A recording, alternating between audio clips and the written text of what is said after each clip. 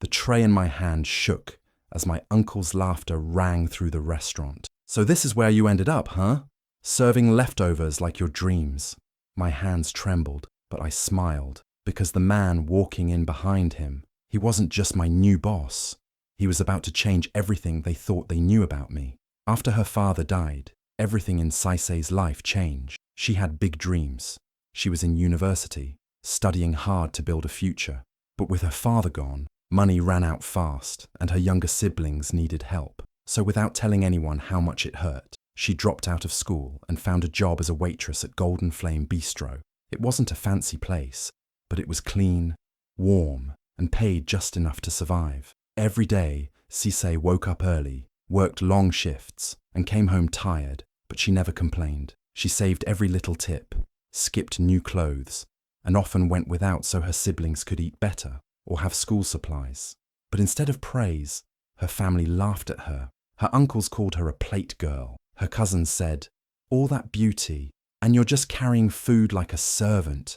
Even her mother looked disappointed sometimes, like Sisei had failed them. They didn't see the tired eyes behind her smile or the nights she cried alone, wondering if things would ever get better. But Sisei stayed quiet. She didn't fight back. She just kept working, holding in the pain, hoping that one day something would change. Deep inside, she believed that this sacrifice wasn't the end of her story. It was just the beginning, but nobody saw that. All they saw was a poor girl in an apron, not realizing that the fire in her heart was still burning strong, even if her world looked small. Every time there was a family gathering, Sisei felt like she didn't belong. Her cousins would walk in wearing shiny clothes, laughing loudly, showing off their new phones, cars, and pictures from expensive restaurants. They talked about their jobs in banks, offices, or abroad, and made sure everyone knew how successful they were. Sisei would just sit quietly in the corner, wearing the same simple dress, holding a plate of food she helped cook.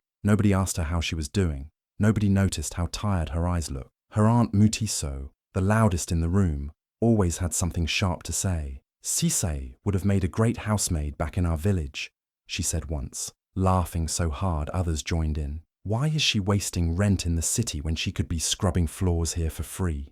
Everyone laughed. Sisei forced a small smile, pretending it didn't hurt, pretending she was okay. But deep inside, her heart broke a little more every time. What hurt the most was that her mother never said anything. She just sat there, quiet, looking at her hands. She didn't defend her daughter, didn't stop the jokes, didn't say, "She's working hard for us." Sisei kept hoping, just once, that her mother would say something proud. But that day never came.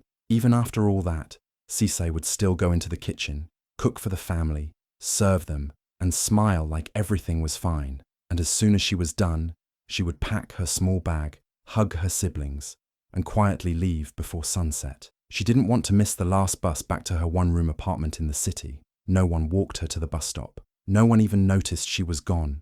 But as she sat alone on that bus, she held her tears in and whispered to herself, "One day, they'll see me differently." It was a quiet Wednesday afternoon. The restaurant was not too busy. Sisei was wiping down a table near the window when the door opened and a man walked in. He looked different from the usual customers. He was in his late 30s, dressed in a clean, sharp suit, but something about him felt calm, not loud or proud like others with money. He gave a small smile and sat at a corner table by himself. He ordered a simple plate of rice and vegetables. Nothing fancy. Sisei didn't think much of it and went on with her work. But what she didn't know was that the man was watching everything, not in a creepy way, but quietly, like he was studying the place. What really caught his eye was how Sisei treated an elderly couple who came in a little while later. The old woman had trouble walking, and the man looked confused with the menu. Sisei knelt beside them, helped them choose a soft meal, and even brought their water with 2 straws so they could share easily. She didn't do it to impress anyone. That's just how she was, kind, patient, and respectful. The man came again the next day, and the next, always sitting in the same corner, always ordering simple food. Each time, he watched Sisei, quietly noticing how she handled rude customers, how she smiled even when she was clearly tired, how she helped her co-workers without being asked. Then, on the 4th day, something shocking happened. Sisei walked into work and heard whispers among the staff. The owner had sold the bistro. Everyone was surprised.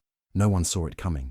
But what surprised them more was who bought it. It was that same man who had been coming for the past few days. His name was Mr. Mbwana Kendi, and someone whispered that he was a rich investor who bought and built restaurants across the country. Sisai couldn't understand it. Why here?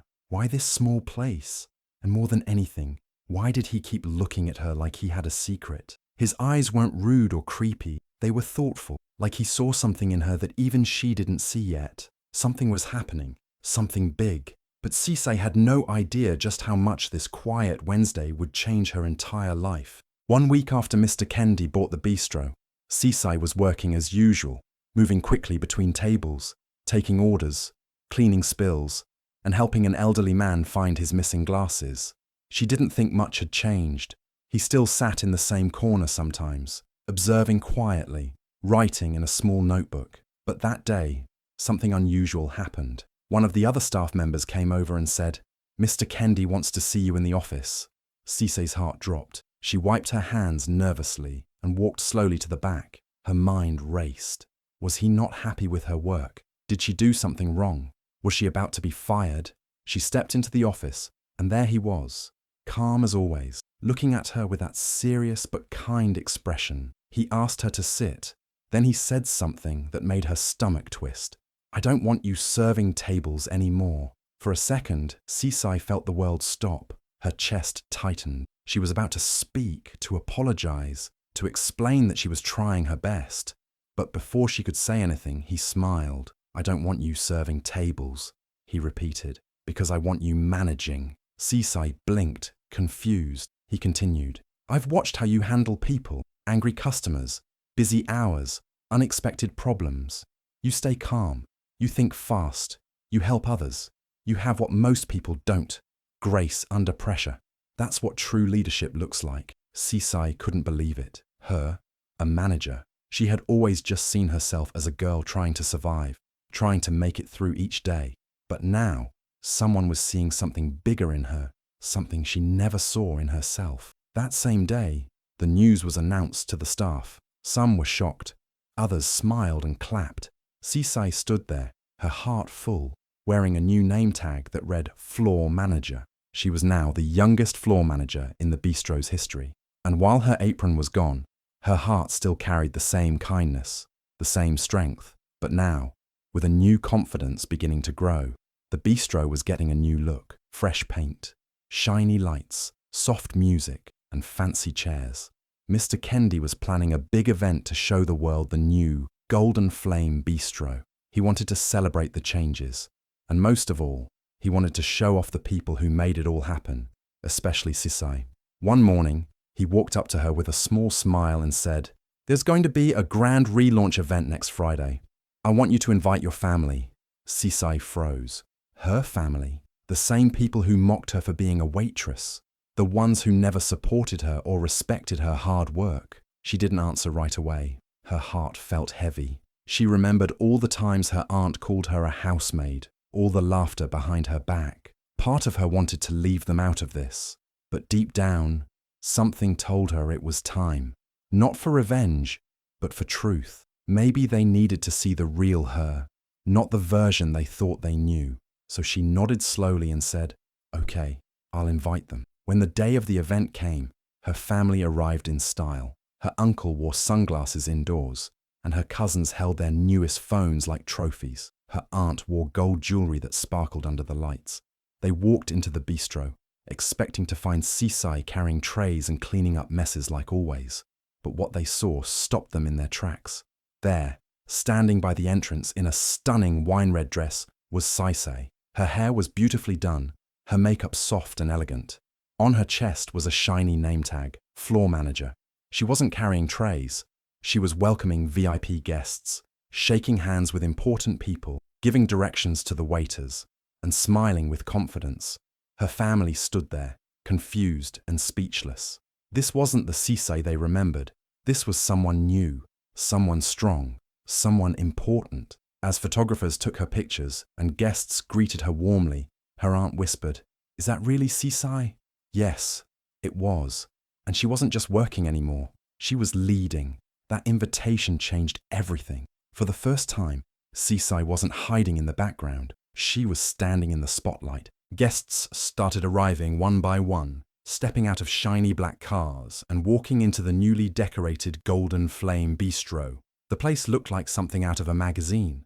Bright lights, soft music, and a warm glow everywhere. At the front entrance, standing tall and confident, was Sisai. She wore a beautiful wine-colored dress that fit her perfectly. Her hair was done neatly, and a little shine on her cheeks made her glow.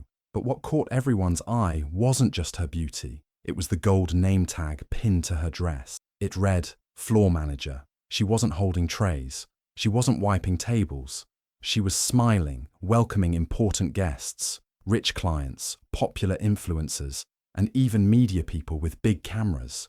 They greeted her with respect. Some of them shook her hand warmly. A few even asked to take pictures with her. One woman told her, "You run this place so well. It feels like home." Then, her family walked in. They stopped at the door like statues. Her aunt's mouth dropped open. Her cousins looked around, confused. Her uncle squinted at her name tag like he couldn't believe what he was seeing. They were dressed for drama, expecting to mock her for being a waitress. But the joke was now on them. Instead of Sisai bringing them water, they watched people treat her like a queen. One man with a fancy suit tapped her on the shoulder and said, "Thank you for organizing such a beautiful event. Your team is amazing." Her family just stared, not sure what to say. The same Sisai they laughed at now had people looking up to her. They had made fun of her for wasting her beauty on dirty plates. But now they saw the truth. Sisai was not just surviving, she was shining. Every smile she gave was full of quiet power. She didn't brag, she didn't show off. She simply did her job, with pride, grace, and confidence. And her family, they could only watch, too shocked to speak. That moment hit them harder than any words could. Sisai was no longer the girl they looked down on. She had become someone they couldn't ignore. The lights in the bistro dimmed slightly, and a soft chime rang through the air. Mr. Kendi walked onto the small stage at the front, holding a microphone. The room went quiet. All eyes turned to him. He smiled kindly, then began to speak. He didn't start with business talk or numbers. Instead, he began telling a story. "Some time ago," he said, "there was a heavy storm. My elderly mother was traveling alone, and her car broke down just near this area. She was cold, scared, and hadn't eaten all day. Everyone in the room leaned in, listening closely. She walked into a small bistro nearby, hoping to find shelter, and there, a young woman saw her shivering. That woman didn't know who she was. She didn't ask for money or expect anything in return. She simply brought my mother a warm bowl of soup, offered her a seat near the kitchen heater, and made sure she was okay. That simple act meant everything to my mother, and to me." There was silence. The guests looked at each other, curious. Then Mr. Kendi turned slightly, his eyes resting on someone in the crowd. His voice softened. "That young woman is standing right here." He pointed directly at Sisai. Gasps filled the room. Then applause, loud, long, and emotional. People stood up. Some even clapped with tears in their eyes. The room exploded with respect and love. Sisai's face froze in shock. Her hands gently pressed over her heart. She wasn't expecting. She had no idea that the woman she helped months ago was Mr. Kendi's mother. She didn't know that one small act of kindness would change her life. And her family? Her uncle, who had just taken a sip of juice, choked and spilled it all over his shirt. Her aunt's eyes went wide. Her cousins whispered to each other, clearly stunned. Mr. Kendi smiled at Sisai and said, "You reminded me that true leadership comes from service, not titles. That's why I trusted you. That's why I believe in you." The whole room clapped again. Sisai stood there, overwhelmed, but proud. The same girl who was mocked for serving food was now being honored for it. Her quiet kindness had spoken louder than all the insults thrown at her. And now, the whole world was finally hearing her story. After the speech ended and the applause slowly faded, people started coming up to Sisai with smiles, cameras, and kind words.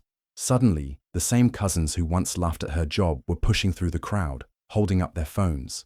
"Sisai, let's take a selfie," one of them said, pretending like they had always been close. Another one whispered, "I always knew you'd do big things," even though she never once supported her. Her aunt, Mutizo, the one who once loudly said Sisai should go back to the village and work as a housemaid, walked up with a wide, fake smile. She looked Sisai up and down and said, Those shoes, so classy. You've always had style. Sisai just nodded gently and smiled back. But inside, she remembered all the harsh words, all the insults, and the laughter when she was struggling alone. Then her mother came. For a moment, Sisai hoped for a real hug, maybe an honest apology. But her mother only smiled sweetly and said, "I'm so proud of you. I always knew you'd shine." It sounded nice, but Sisai could feel it wasn't from the heart. It wasn't the smile of someone who stood by her during hard times. It was the smile of someone enjoying the moment now that the world was clapping. Sisai stood tall, her face calm. She shook hands, posed for a few pictures, and stayed polite. But in her heart, she kept a distance. She now understood the difference between real love and fake praise. When she was struggling, they called her foolish. Now that she was shining, they wanted to be close. She didn't shout. She didn't argue. She didn't remind them of their past words. Instead, she let her success speak for her. Quiet strength had always been her way, and it still was. After the event was over, and most of the guests had gone home, Sisai was called backstage by Mr. Kendi. Her heart was still beating fast from all the attention, but she didn't know another surprise was waiting for her. Mr. Kendi stood there with a warm smile and handed her a white envelope. Confused, she slowly opened it. Inside, there were neatly folded papers. When she looked closely, her hands started shaking. It was a scholarship letter, a full scholarship to go back and finish her university education. But that wasn't all. The letter also included an offer to be trained directly under Mr. Kendi, not just as a floor manager, but as a future regional manager. His company was about to open a chain of restaurants across the country, and he wanted her to grow with it. He looked her in the eyes and said softly, "You weren't just working here, Sisai. You were preparing for something greater. I saw it the first time you served my mother with love, even when you had no idea who she was." For a moment, Sisai couldn't speak. Her lips trembled, and her eyes filled with tears. She hadn't cried in years, not when her father died, not when she dropped out of school, and not even when her own family insulted her. But now, in this quiet moment of unexpected kindness, she let the tears fall. All the pain, the sacrifice, the loneliness, it had all led to this. She thought about all the nights she cried in silence, all the times she doubted herself but kept going anyway. Now, someone saw her, believed in her, and wanted to invest in her future, not because of her looks, not because of connections, but because of her heart, her work, and her spirit. Sisai didn't need to say much. Her tears said it all. Months passed, and life for Sisai changed in ways she never imagined. She now sat behind a wide glass desk in a bright office with her name on the door. Not just a manager, she was now overseeing 3 restaurant locations under Mr. Kendi's growing chain. She traveled between cities, trained new staff, and made big decisions. But no matter how busy she got, she always found time to visit the Golden Flame Bistro, the place where her journey began. She no longer wore an apron or carried trays. Now she walked through the restaurant with confidence, smiling at staff, offering advice, and checking that everything ran smoothly. Many of the young waitresses looked up to her. To them, she wasn't just a boss. She was proof that hard work, patience, and kindness could take you far. One day, during a company event filled with staff, clients, and even press, Sisai was invited to speak. She stood on stage, holding a microphone, looking out at the crowd. Her voice was calm, but strong.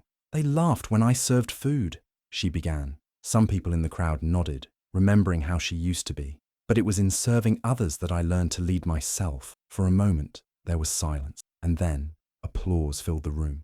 She wasn't just a girl from a one-room apartment anymore. She was a leader, a woman who rose through pain, mockery, and sacrifice, and turned every insult into fuel. And this time, the same people who once overlooked her, mocked her, and doubted her, now sat quietly, listening to every word. Sisai had finally found her seat at the table, not as a guest, not as a servant, but as the woman in charge. And she earned every single part of it. If Sisai's story touched your heart, don't scroll without sharing this with someone who needs to hear it. Tag a friend who's working hard in silence. Remind them their time is coming. Drop a fire emoji if you believe in turning pain into power. Save this for the day you need strength, because when they laugh at your hustle, just smile. Your spotlight is loading. Star.